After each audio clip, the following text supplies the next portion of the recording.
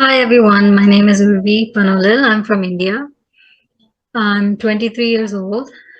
I recently graduated with a bachelor's in communication and political science. I am very excited about this opportunity to teach with For You Too. I've always been passionate about teaching. I've always loved teaching. I have 4 years of experience teaching. I've been able to teach children with learning disabilities. I've also been able to teach first and second grade students.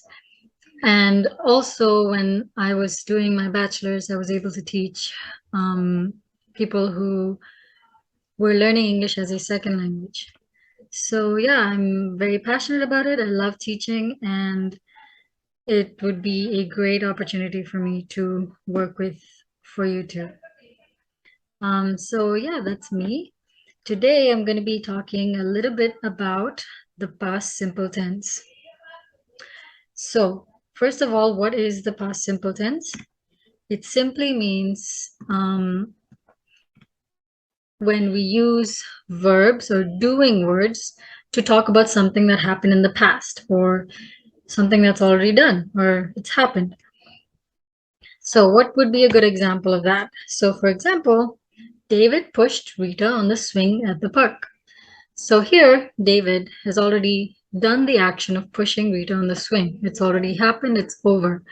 The same with I walked to the bus station yesterday. So this action has happened yesterday and it's already done. So that's a good example of the past tense as well. So what's different than in the present tense? What happens to verbs when we talk about them in the past tense is they have a little bit of a different ending, and the word changes the way when we talk or when we write in the past tense. So there are two kinds of verbs, regular and irregular verbs, and the way that they are written in the past tense changes according to each. So for the regular verbs, there is one rule for all regular verbs, which is you add an ed or a d at the end of the word. So for example, love. Love is a regular verb, and here you can see in the past tense, you would add a d at the end of love.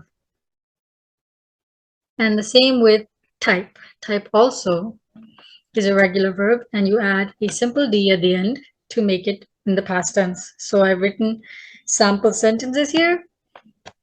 You can see I loved the TV show I saw last week. And here I typed my homework very quickly on the computer.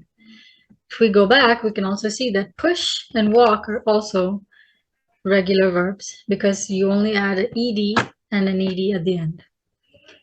Okay, now we move on to irregular verbs, which are a little bit more complicated. So there's two kinds of irregular verbs. So the first kind is where the verb stays the same in the past tense as in the present tense. And the second one is where the word changes in the past tense. So we're going to look at both types. The first type, the first example is the word cut. For cut, we can see that in the past tense, it stays the same. And here I've written a sample sentence. I cut a lot of paper in art class yesterday. So in the past tense and the present, it stays the same. Also, another word is put. Put also stays the same in the past tense. And here, the sample sentence, I put my clothes in the wash already. So both actions have already happened, but the word stays the same. It doesn't change. Okay. Now we look at the second kind of irregular verbs where the word changes in the past tense. So here we have an example of eat. In the past tense, it becomes ate. And in the sentence, you can say, I ate pizza for breakfast. So it becomes, eat becomes ate in the past tense. And here we can look at go. Go becomes went. So there's no ed, nothing. The word completely becomes a different word, and it becomes went. An example sentence is, I went to the cinema with my friends. This can be a little confusing, but the more we learn about it and the more examples we see, we will start to understand a little bit more, and we'll start to pick up on the past tense. So this is the basic irregular verbs. And if you have any more questions, please let me know.